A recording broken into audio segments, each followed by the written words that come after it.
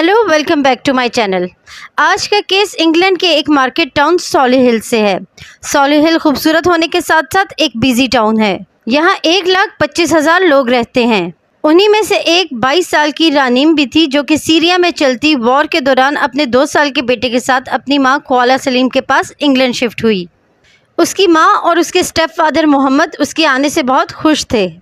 उसकी माँ पिछले 16 सालों से यहाँ रहती थी। रानीम एक इंटेलिजेंट और इंडिपेंडेंट औरत थी। यहाँ कम्युनिटी में जल्द ही उसने अपनी जगह बना ली थी। उसकी चैरिटी और सोशल वर्क की वजह से उसे हर कोई जानने लगा।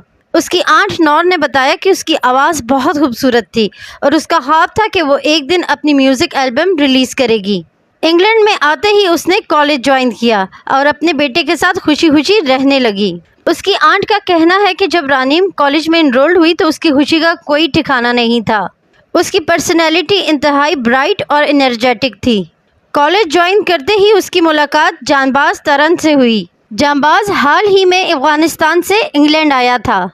रानीम और वो एक ही कॉलेज में थे। उसकी उम्र 21 साल की थी, मगर वो खुद को माइनर शो करके इंग्लैंड आया था।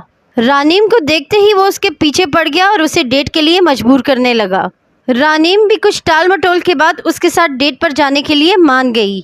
जानबाज का कहना था कि जब उसने रानीम को पहली दफ़ा देखा था तभी सोच लिया था कि ये मेरी है। 2016 में वो रिलेशनशिप में आ गए। उनका रिश्ता शुरू से ही उतार चढ़ाव वाला रहा, मगर दोनों ने 1 साल से भी कम अरसे में शादी कर ली। उनकी शादी इस्लामिक सेरेमनी में हुई, मगर यूके के लॉ में रिकग्नाइज नहीं हुई थी। रानीम की फैमिली भी दिल से इस रिश्ते के लिए खुश नहीं थी। रानीम ने खुद भी अपनी फैमिली को शादी के बाद बताया कि जानबाज ने उसे इस शादी के लिए मजबूर किया था और धमकाया था कि अगर रानीम ने शादी से इनकार किया तो उसे और उसकी फैमिली को मार देगा। जानबाज शुरू से ही कंट्रोलिंग और पॉसेसिव था और वक्त गुजरने के साथ साथ वायलेंट भी हो गया था। उसके गुस्से और एग्रेसिव बिहेवियर की वजह से वो पुलिस के रडार पर भी था। शादी के थोड़े अरसे बाद रानीम ने अपनी फैमिली और फ्रेंड से मिलना खासा कम कर दिया था। उनके बीच अगर कोई भी प्रॉब्लम आता तो वो रानीम को ब्लेम करता कि तमाम मसाइल रानीम की वजह से हैं। रानीम की पर्सनल लाइफ में बहुत से प्रॉब्लम चल रहे थे, मगर रानीम ने अपनी स्टडीज़ को कंटिन्यू रखा। उसकी प्रायोरिटी उसका बेटा था। उसकी कोशिश थी कि वो जल्द से जल्द उसे नर्सरी में करवा दे। जांबाज को कॉलेज से निकाल दिया गया था क्योंकि रानीम ने टीचर्स को उसकी रियल एज बता दी थी। इसी दौरान रानीम के सामने जानबाज की सीक्रेट लाइफ का भी खुलासा होता है कि रानीम से शादी करने से पहले वो शादीशुदा था। उसकी अफगानिस्तान में प्रेग्नेंट वाइफ और 3 बच्चे थे। और इन सब बातों को लेकर जानबाज अपने दोस्तों के सामने ब्रैग किया करता था कि उसकी 2 वाइफ्स हैं और दोनों को एक दूसरे के बारे में कुछ पता नहीं। जब ये सच रानीम के सामने आया तो रानीम ने उसे छोड़ दिया और अलग हो गई। रानीम के इस तरह उसे छोड़ के जाने पर वो गुस्से से बेकाबू हो गया। अब उसने रानीम को हरास करना शुरू कर दिया। रानीम अपने बच्चे के साथ अपनी माँ के घर रहने लगी, मगर जांबाज अपनी हरकतों से बाज ना आया। वो लगातार 12 रातों तक उसके घर के बाहर सोता रहा। रानीम ने अपनी फैमिली, फ्रेंड्स और नेबर तक को बताया था कि उसकी जान को खतरा है। रानीम के नेबर्स के मुताबिक आए दिन जानबाज उनके घर के बाहर पहुंच जाता था, लड़ता झगड़ता और धमकियां देता था।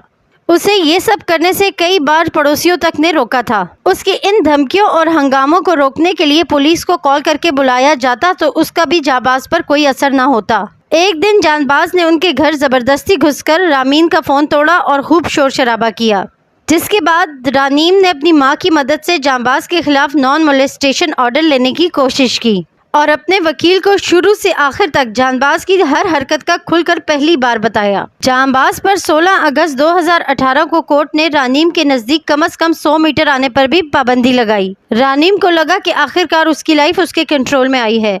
रानीम की मेहनत की वजह से कॉलेज में उसका अच्छा रिजल्ट आया। अब वो जॉब और अच्छी लाइफ के ख्वाब देख रही थी। 26 अगस्त 2018 को रानीम और उसकी माँ ख्वाला अपने रिश्तेदारों के घर गईं, फिर शॉपिंग की और शाम को शीशा लाउंज पहुंची। दिन लगभग अच्छे से गुजारा, सब कुछ नॉर्मल था, मगर उन्हें नहीं पता था कि पूरे दिन उनका पीछा जांबाज कर रहा था। उसने अपनी वर्क प्लेस से एक वाइट वैन बोरो कर रखी थी। शीशा लाउंज में उन्हें देखकर वो रानीम की तरफ गया और उनमें आर्गुमेंट शुरू हो गया। इसी दौरान उसने रानीम से उसका फ़ोन छीन लिया और उसकी माँ को मारा। उसकी माँ ने उसे वापस थप्पड़ मारते हुए रानीम का फ़ोन उससे छीन लिया। लोग इर्द गिर्द ये सब होता देख रहे थे और ये सब कैमरे में रिकॉर्ड हो रहा था। जल्द ही जांबाज को शीशा लाउंज से बाहर निकाल दिया गया। वो गुस्से में वहां से ड्राइव करके अपने फादर की सुपरमार्केट गया और 12 इंच लंबी नाइफ लेकर वहां से निकल गया। रानीम ने 999 पर कॉल की और उन्हें बताया कि जांबाज ने कोर्ट ऑर्डर होने के बावजूद उस पर हमला किया। उसने पुलिस की मदद मांगी और कहा कि वो और उसकी मां अनसेफ हैं, उन्हें जान का खतरा है, उन्हें समझ नहीं आ रही वो कहां जाए और क्या करें। उन्हें पुलिस की तरफ से कहा गया कि वो शीशा लाउंज से जल्दी घर चली जाएं। वो आधा घंटा पुलिस का इंतजार करती रहीं। रानीम ने दोबारा पुलिस को कॉल की और बताया कि वो घर जा रही हैं। रानीम ने पुलिस से कहा कि वो कोई एक्शन क्यों नहीं ले रहे, जिस पर पुलिस ने उसे बताया कि वो पहले उससे मिलेंगे और फिर सारी कार्रवाई होगी। उनके जाने के बाद जांबाज उस नाइफ के साथ शीशा लाउंज आया। उसे वहां आकर पता चलता है कि वो दोनों यहां से जा चुकी हैं। अब वो वैन में उन्हें ढूंढने निकल जाता है। रात 11:42 पर रानीम दोबारा पुलिस को कॉल करती है और बताती है कि वो उनका इंतजार घर से बाहर कर रही है। पुलिस की तरफ से जवाब आता है कि वो घर के अंदर चली जाए और डोर्स लॉक कर दे और अगर जांबाज वहां आए तो उन्हें इत्तला दे। अब लगभग 12 बजे मिडनाइट पुलिस रानीम को बताते हैं कि ऑफिसर इस वक्त उससे मिल नहीं सकते। सुबह 8 बजे ऑफिसर उसके पास आएंगे। वो पुलिस से रिक्वेस्ट करती है कि वो कोई एक्शन ले। इतने में रानीम की माँ चीखने लगती है। करीब बुशेस से जांबाज निकलकर उनकी तरफ भागता है।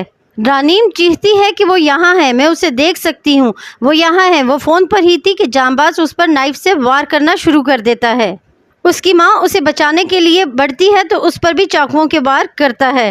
ये शोर सुनकर उसके स्टेप फादर और हाफ ब्रदर भी बाहर आते हैं तो देखते हैं रानीम और कोला ज़मीन पर जख्मी पड़ी हैं और जांबाज वहाँ से भाग जाता है। अब थोड़ी ही देर में पुलिस ऑफिसर रानीम के घर के बाहर पहुंच जाते हैं। उन्हें on the spot dead declare कर दिया जाता है। पुलिस चीफ के मुताबिक उसने आज तक 150 होमिसाइड पर काम किया है, मगर ये सबसे ब्रूटल हमला था जो उसने पहली बार देखा था। पड़ोसियों का कहना था कि जब वो शोर सुनकर बाहर आए तो व्हाइट वैन में किसी को भागते देखा।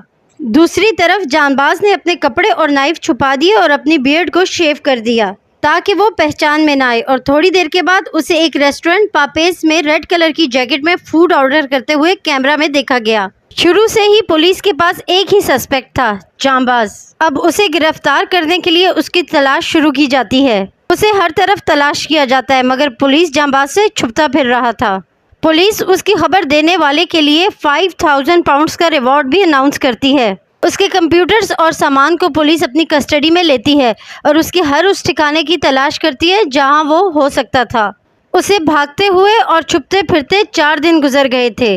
अब उसे ब्रिटेन मोस्ट वांटेड क्रिमिनल्स की लिस्ट में शामिल कर दिया जाता है। अब इसी दौरान कम्युनिटी का एक मेंबर उसे देख लेता है और पुलिस को उसकी टिप देता है। जल्द ही उसे गिरफ्तार कर लिया जाता है। गिरफ्तारी के वक्त मुज़ाहमत करता है जिसकी वजह से पुलिस उस पर पेपर स्प्रे का इस्तेमाल करती है। अब लोग पुलिस पर सवाल उठाते हैं कि जब रामीन बार बार कॉल करके पुलिस को बता रही थी कि उसकी जान को खतरा है तो पुलिस ने कोई एक्शन क्यों नहीं लिया। पुलिस और अथॉरिटीज़ पर उनकी फैमिली ने भी सवाल उठाए। रानीम की मदर कोला की सिस्टर का कहना था कि जांबाज ने सिर्फ रानीम और कोला को नहीं मारा बल्कि बहुत सी फैमिलीज़ को डिस्ट्रॉय किया है और रानीम की मां के बारे में बताया कि वो हमारी फैमिली का पिलर थी और रानीम के बेटे के हवाले से कहा कि अब एक छोटे से बच्चे को सारी ज़िंदगी अपनी मां के बगैर गुजारनी होगी। कम्युनिटी और फैमिली ने जांबाज के साथ साथ अथॉरिटीज़ को भी जिम्मेदार ठहराया। दिसंबर 2018 में बर्मिंघम क्राउन कोर्ट में जांबाज को 32 साल की सज़ा सुनाई गई और पुलिस को और अथॉरिटीज़ को भी बरवक्त कार्रवाई न करने पर मज़ीद इंक्वायरी की गई।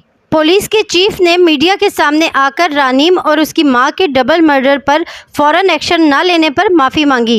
इस तरह के इंसिडेंट्स के बाद हाल ही में 25 सितंबर 2024 को यूके में रानीम्स लॉ बनाया गया, जिसके मुताबिक औरतों और लड़कियों के खिलाफ डोमेस्टिक वायलेंस से निपटने के लिए डोमेस्टिक एब्यूज़ स्पेशलिस्ट अब 999 के कंट्रोल रूम्स में 24 घंटे मौजूद रहकर अपनी ड्यूटीज़ अंजाम देंगे ताकि किसी भी मामले की संगीनी को देखते हुए फ़ौरन एक्शन लिया जाए और फिर कोई रानीम और कोला ऐसे अपनी जान से ना जाए। ये थी रानीम और उसकी मदर कोला सलीम के डबल मर्डर की कहानी। हमारे चैनल को लाइक, शेयर, सब्सक्राइब करना मत भूलिएगा।